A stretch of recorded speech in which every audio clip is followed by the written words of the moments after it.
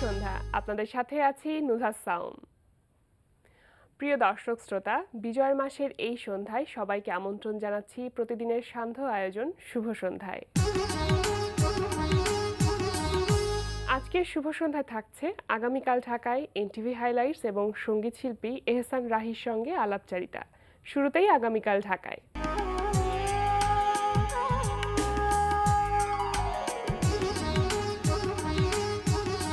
আগামীকাল ঢাকায় প্রথমেই জানিয়ে দিচ্ছি চলচ্চিত্র উৎসবের সময়সূচি।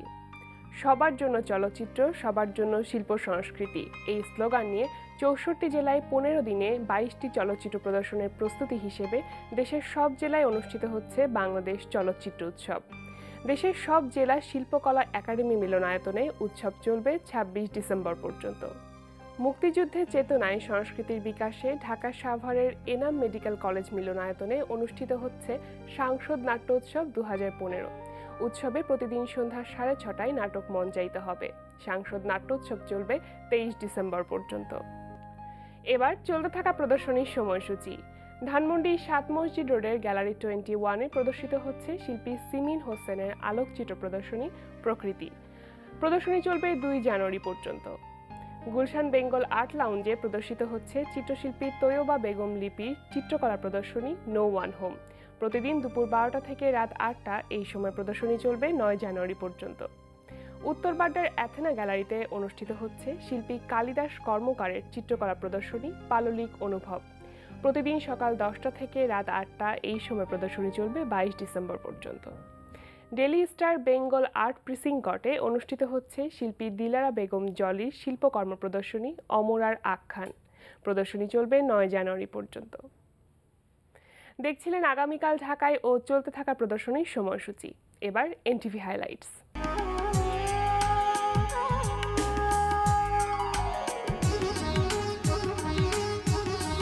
এবার জেনে নিন কি থাকছে এনটিভির রাতের অনুষ্ঠান মালায়। সন্ধ্যা ৬:৪৫ দেখবেন গৌতম মণ্ডলের প্রযোজনায় তথ্য ও প্রযুক্তি ভিত্তিক অনুষ্ঠান সাইটেক ওয়াচ। রাত ৮:২০ থাকছে মেজবাউদ্দিন সুমন রচিত, নজরুল ইসলাম রাজু পরিচালিত ধারাবাহিক নাটক লেক ড্রাইভ লেন। প্ল্যানটা কি একটু বলা যাবে স্যার? মশিউরের বাবার সঙ্গে কথা হয়েছে। মশিউরের বাবা ছেলের হত্যাকাণ্ডের ক্ষেত্রে রাশেকের বিরুদ্ধে মামলা করতে চায়। জায়েদ স্যার এখন অনেক বদলে গেছে, তোর মতো না। মানুষ ভুল করে ভুল বুঝতে পারে, কিন্তু তুই তোর ভুল বুঝতে পারিস না। শেখর ফিরে আসছিল, বলো তোমার মেয়েকে বলো। রাত ৯টায় দেখবেন আলফ্রেড খোকনের প্রযোজনায় ফারাহ শারমিনের উপস্থাপনায় সঙ্গীতানুষ্ঠান তারাই তারাই রচিত। সোনা বন্দে আমারে দিওয়ানা বানাইলো, দিওয়ানা বানাইলো মোরে পাগল করিল। সোনা বন্দে, সোনা বন্দে আমারে দিওয়ানা বানাইলো, সোনা বন্দে আমারে পাগল করিল। রাত ৯:৪০ থাকছে পান্থ শাহরিয়ারের রচনায় নঈম ইমতিয়াজ নিয়ামুলের পরিচালনায় ধারাবাহিক নাটক বাক্সবন্দী। তুমি যদি চাও তো আমিও বাড়িতে গিয়ে কথা বলতে পারি। অনেক কঠিন সমস্যা সাধারণ মানুষকে দিয়ে সমাধান করা সম্ভব, জানো তো। সত্যি কি আমি মারুফের জীবনটা হেলাফেলা করে নষ্ট করে দিয়েছি? কি পাগলের মতো কথা বলছো? আমি আর 10টা ছেলের মতো বানাতে চাইনি মারুফকে। রাত 11:30 থাকছে আহসানুল হক পলাশের প্রযোজনায় ব্যবসায়ীদের নিয়ে অনুষ্ঠান দ্য বিজনেস আইকন।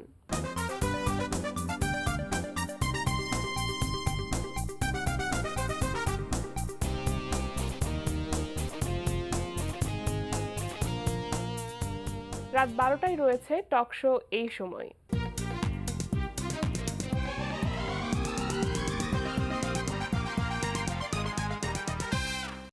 এই ছিল এনটিভি হাইলাইটস। এবার আলাপচারিতা।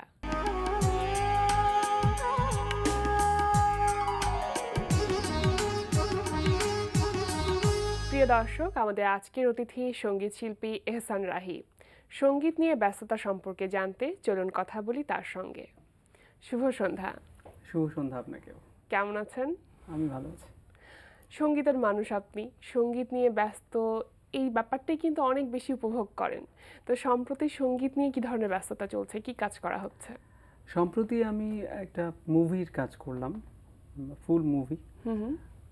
এটা আমার জীবনের হচ্ছে একটা প্রথম অভিজ্ঞতা, একটা টোটাল মুভির মিউজিক করা। একদম নতুন একটি অভিজ্ঞতা। তো কেমন হয়েছে কাজটি, বা নিজের কাছে সেই সন্তুষ্টির জায়গাটা কেমন? আমি এই বিষয়ে বলবো যে যেহেতু ডিরেক্টর এবং প্রডিউসার এখানে ইনভলভ থাকেন, সো ওনারা স্যাটিসফাইড, ওনাদেরকে আমি খুশি করতে পেরেছি গানগুলো তৈরি করার পর। এই মুভিতে 4টা গান আছে। আমাদের দেশের খুব জনপ্রিয় শিল্পী যারা আছেন, বেশ কয়েকজন এখানে কাজ করেছেন। কণা কাজ করেছেন, আঁখি আলমগীর কাজ করেছেন, পাশাপাশি আমিও একটা গানে ভয়েস দিয়েছি। আচ্ছা, মানে যেহেতু 4টি গান, তো 4টি গান কি ভিন্ন ভিন্ন ধাঁচের গান, যা 4টি গান একই রকমের? কি ধরনের গানগুলি? এটা হচ্ছে মুভির স্ক্রিপ্ট ওয়াইজ হয়, যেহেতু 4টা ভিন্ন ভিন্ন গান। মুভির একটা ব্যাপার থাকে যে প্লেব্যাক করতে গেলে যারা হিরো হিরোইন থাকে তাদের সাথে অনেকটা দেখা যাচ্ছে যে এক্সপ্রেশনের একটা ব্যাপার থাকে, তো সেই ব্যাপারটি কেমন ছিল এই 4টি গানে? এখনকার মুভিগুলোতে কিন্তু একটু ডিফারেন্ট হয়, যে আগে যেমন আমরা শুনেছি যে হিরো হিরোইন বসতো, মিউজিক ডিরেক্টর বসতো, বসে একই সাথে কাজ হতো। এখন একটু ডিফারেন্ট ওয়েতে হয়, তবে পিকচারাইজেশন যেটা হয় সেটার উপর বেস করেই আমাদেরকে কাজ করতে হয়, এবং এটা আই থিঙ্ক একটা মজার অভিজ্ঞতা ছিল এবং এটা খুব ভালো হয়েছে। এটা তো শুনলাম প্লেব্যাক সম্পর্কে, মিউজিক ডিরেকশন সম্পর্কে। মিউজিক ডিরেকশন তো অ্যালবামেও দেওয়া হয়েছে, এবার চলে আসি অ্যালবামের ব্যাপারটিতে। তো এখন পর্যন্ত 2টি একক অ্যালবাম পেয়েছি আপনার কাছ থেকে এবং অসংখ্য মিক্সড অ্যালবাম পেয়েছি। তো সম্প্রতি যে একক অ্যালবামটি রিলিজ হলো, এই নভেম্বরে রিলিজ হয়েছে, শ্রোতা দর্শকরা হাতে পেয়েছে, কী ধরনের ফিডব্যাক পাচ্ছেন? এই অ্যালবামটা রিলিজ হয়েছে খুব বেশি সময় হয়নি, এই জন্য ফিডব্যাকটা অবশ্যই পাচ্ছি, এবং আমি জানি যে আরও কিছুদিন গেলে হয়তো আরও বেশি পাবো। কেবল 1 মাস হলো, তবে যতগুলো ফিডব্যাক পাচ্ছি এগুলোতে আমি নিজে আমার খুব ভালো লাগছে, কারণ আমার এই অ্যালবামে একটু ডিফারেন্ট বিষয় ঘটেছে এবার। সেটা হচ্ছে আমি সচরাচর আমার গান নিজেই সুর করি।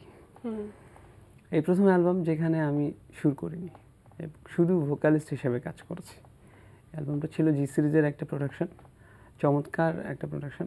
প্রত্যেকটা গানে সুর করেছেন লিখেছেন হচ্ছেন স্যামুয়েল হক, এবং সুর করেছেন ফয়সাল আহমেদ, আর মিউজিক অ্যারেঞ্জমেন্ট করেছেন আমজাদ হোসেন। আমার খুব পছন্দের 3জন মানুষ। আমি শুধু গেয়েছি, এটা আরেকটা ডিফারেন্ট বিষয় আমার জন্য, যে এর আগে আমি আমার প্রথম সলোতেও সুর করেছি নিজে, পরে মিক্স অ্যালবামে সুর করেছি, এই শহরে নামে একটা অ্যালবাম ছিল, সেখানেও আমি কাজ করেছি, মিউজিক ডিরেকশনেরও কাজ করেছি, কিন্তু এই অ্যালবামে আসলে আমি শুধু ভোকাল। আচ্ছা, এই ব্যাপারটি কতখানি উপভোগ করলেন সেটা শুনবো, তবে তার আগে একটি গান শুনবো। কোন গানটি শোনাবেন এখন আমাদের? ওকে, আমি আমার প্রথম অ্যালবাম থেকে একটা গান করি। শুনি গানটি। প্রথম ঠিক না, এই অ্যালবামটা ছিল হচ্ছে সেকেন্ড অ্যালবাম, 11 সালে এই শহরে নামে একটা অ্যালবাম করেছিলাম। আচ্ছা, সেখানে কেন কাঁদিস নামে একটা গান ছিল। এই গানটা লিরিক লিখেছেন গালিব সর্দার, আমার খুব কাছের একজন বন্ধু। সুর করা সাহসটা আমার ছিল। শুনি।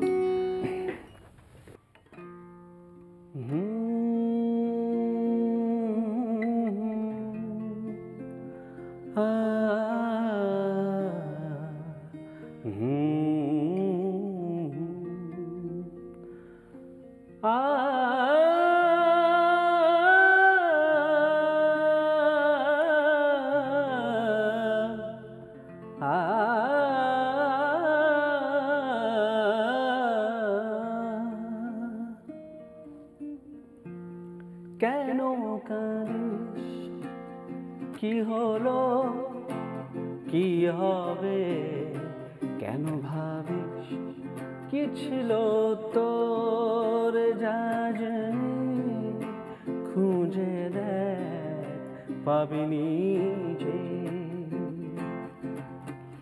সূরজ ওঠে একই নিয়মে,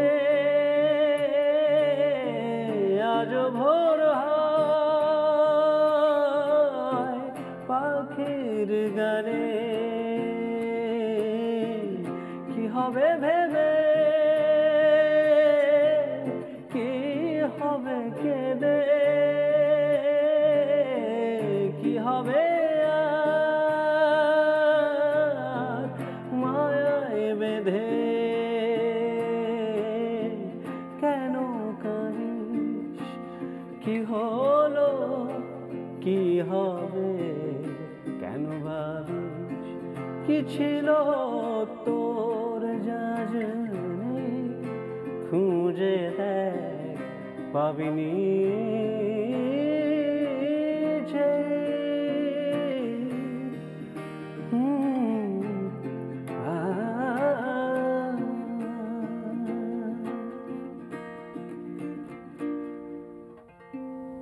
চমৎকার, অনেক Thank you. ভালো লাগলো গানটি। গানটি শোনার আগে যেটা জিজ্ঞেস করছিলাম যে অন্যে সুর করা গানে নিজের যে ভোকালটা দেয়া, এই ব্যাপারটি কেমন লেগেছে? এটা আমি অনেক এনজয় করেছি, কারণ আমার নিজেরও প্রয়োজন ছিল এই কাজটা করার। কারণ অন্যের সুরে যখন গান গাইতে হয় তখন আসলে নিজের বিষয়টা আর থাকে না। তখন সুরকারের এবং মিউজিক ডিরেক্টর যিনি, ওনাদের একটা এক্সপেকটেশন থাকে যে ওনারা একটা লেভেলে গানটা চিন্তা করে যে গানটা শুনতে এরকম লাগবে।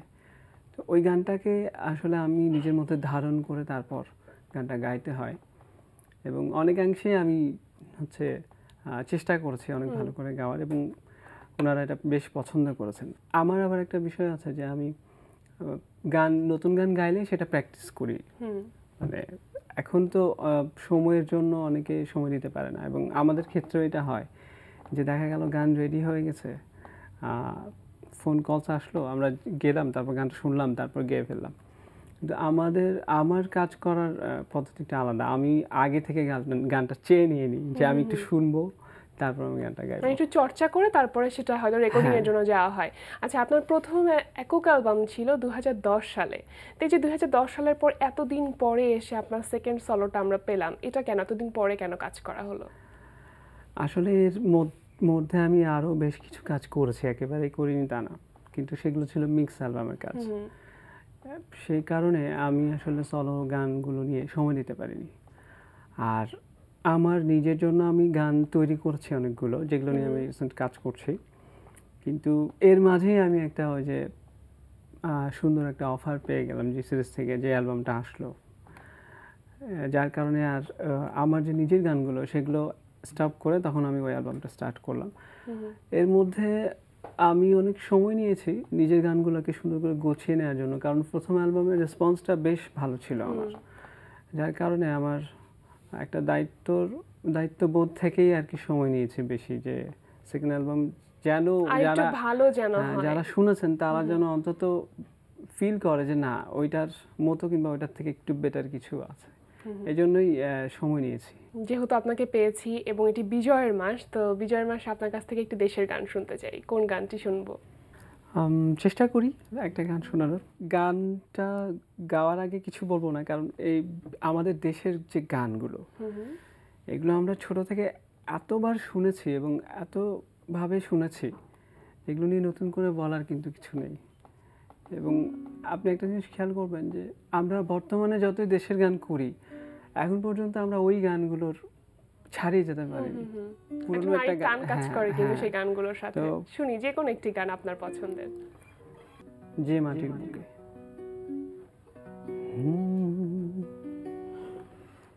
যে মাটির বুকে ঘুমিয়ে আছে লক্ষ মুক্তি সেনা,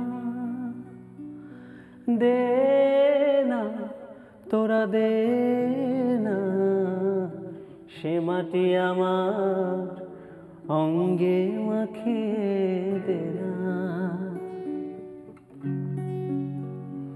যে মাটির বুকে ঘুমিয়ে আছে লক্ষ মুক্তি সেনা,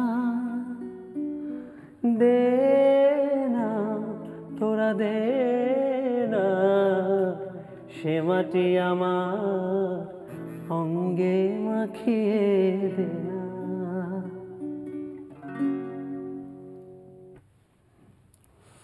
দেশের গানগুলো শুনলে সত্যিই খুব ভালো লাগে, অনেক ভালো লাগলো গানটি শুনে। শিল্পী হিসেবে বেড়ে ওঠা, এটা সূত্রপাতটা কিভাবে হয়েছিল? এটা খুব মজার ঘটনা। আমি প্রথমে ভাবিনি যে আমি গান করব। আমার ফ্যামিলির ব্যাকগ্রাউন্ডটা ছিল মিউজিক্যাল, যেহেতু বাবা গান লিখতেন বাংলাদেশ বেতারে। আমার ছোট চাচা উনি কিন্তু স্বাধীন বাংলা বেতারের শিল্পী মোসাদ আলী, উনি ছায়ানটের টিচার ছিলেন ফোকের। তো সেজো ভাই ক্লাসিক্যাল আর্টিস্ট। তো আমি ছোট থেকে গান শুনতাম প্রচুর, কারণ বাধ্য হতাম গান শুনতে। পুরোনো দিনের গান, গজল, আধুনিক গান, ক্লাসিক্যাল, এগুলো ছোট শুনতাম। থেকে এবং সঙ্গীত পরিবেশের মধ্যে বেড়ে ওঠা। শুনতে শুনতে এক সময় নিজে ওনাদের সাথে, ভাইয়াদের সাথে গান প্র্যাকটিস করতাম, তবলা বাজাতাম। তো একটা সময় গানের মধ্যে চলে এসেছি। তখন বাসা থেকে বললো, তুমি যখন গাইছো তুমি তখন একটু শেখো। তখন আমি ক্লাসিক্যাল শেখা শুরু করি। আমার উস্তাদ অনুপ কুমার দাস, ওনার কাছে আমি গান শিখেছি।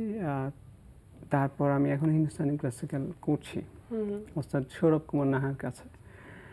এইভাবেই গানে চলে আসা। বাহ। এবং এই সঙ্গীতের যাত্রা যেন অব্যাহত থাকে সেই প্রত্যাশাটুকুই থাকলো। এত ব্যস্ততার মাঝে আমাদের সময় দিয়েছেন, অনেক ধন্যবাদ। আপনাকেও ধন্যবাদ এবং এনটিভিকেও ধন্যবাদ। প্রিয় দর্শক, কথায় কথায় আমরাও চলে এসেছি অনুষ্ঠানের শেষ প্রান্তে। আমাদের সঙ্গে যোগাযোগের ঠিকানা প্রযোজক শুভ সন্ধ্যা, এনটিভি বিএসসিসি ভবন, 7ম তলা, 102 কাজী নজরুল ইসলাম এভিনিউ, কারণ বাজার, ঢাকা 1215। আমাদের ইমেল অ্যাড্রেস shubhosandha@ntvbd.com। প্রিয় দর্শক, এনটিভিতে সম্প্রচারিত সংবাদ ও অন্যান্য সকল অনুষ্ঠান দেখতে লগ ইন করুন www.ntvbd.com এ। সবার মঙ্গল কামনায় আজকের মতো এখানেই শেষ করছি। শুভরাত্রি।